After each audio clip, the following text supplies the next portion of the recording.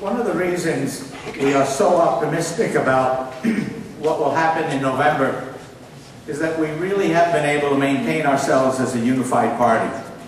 And I just hope that over the next 38 days we stay that way.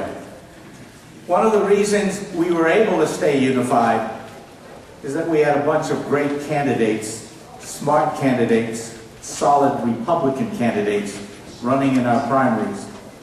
And those primaries not only produced winners, as all primaries do, but frankly, those that didn't win turned out to be winners as far as the party is concerned, because we have candidates that are completely unified across the board. And we ought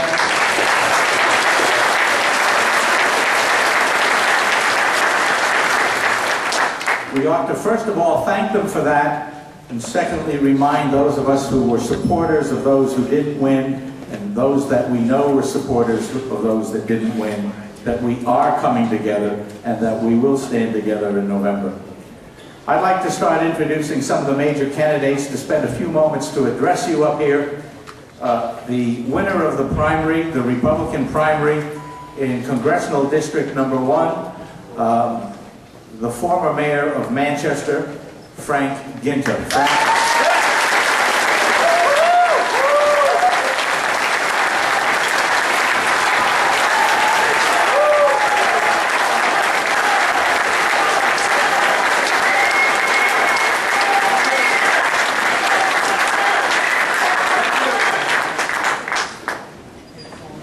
This is one phenomenal team that we have put together as the Republican Party, and there's one thing that I have to say to Carol Shea Porter. Here we come.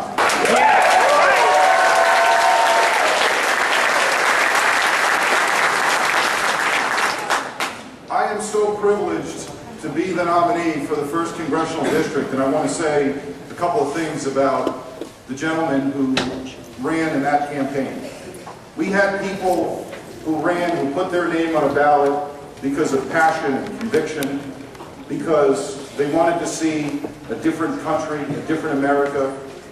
They wanted to all see Carol Shea Porter retire. And they put their heart and soul into this campaign.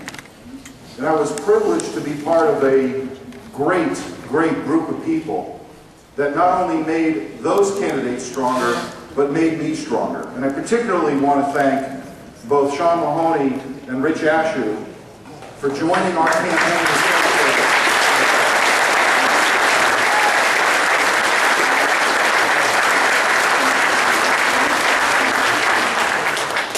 It's a wonderful thing to see the unification of our party, of our principles, of the fact that we all understand and recognize that what's at stake is our country.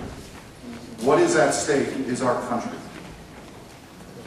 What more do we need to get involved than ensuring this country does not go down the further path of the socialistic society that Carol Shea Porter wants to take us? We have an obligation, we have a responsibility, we have a fundamental right to serve our state, to serve our nation, and to make sure that the principles of limited government, of effective government, of constitutional government, are the principles that win the day. And for the last 2 years, we have seen Carol Shea Porter rip to shreds the Constitution. We have seen her not represent New Hampshire, not represent our values, but represent Nancy Pelosi.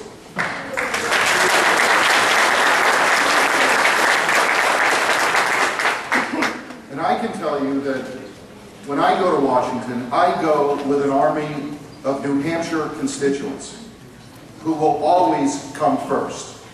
Always come first. And what will guide me is something Carol knows nothing about. And it's this simple.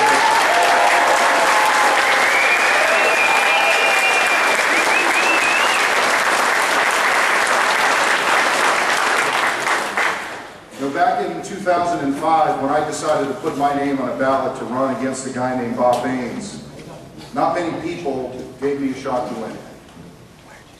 But I spent a year going door to door, talking with people in Manchester, not just Republicans, not just undeclareds, but also like-minded, good conservative Democrats who wanted something different, who wanted limited government, who wanted their taxes cut, who wanted government to be efficient, but most of all, who wanted something better. They wanted something different. And that night, when so many of you joined in Manchester to listen to the results, I knew I won when I was listening to Senator Lou D'Alessandro on the radio, and he said one utterance. He said, "Uh-oh." That's when I knew we won. That's when I knew there was a better path for our state's largest city.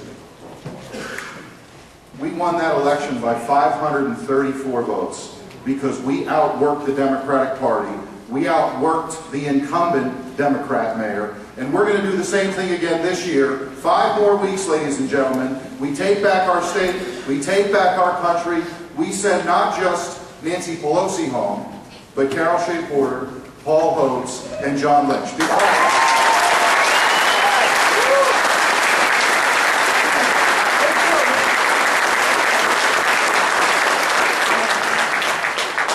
It's not just because of our principles.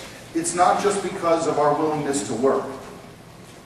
It's because the rest of us realize that people in Washington, people in Congress are not listening.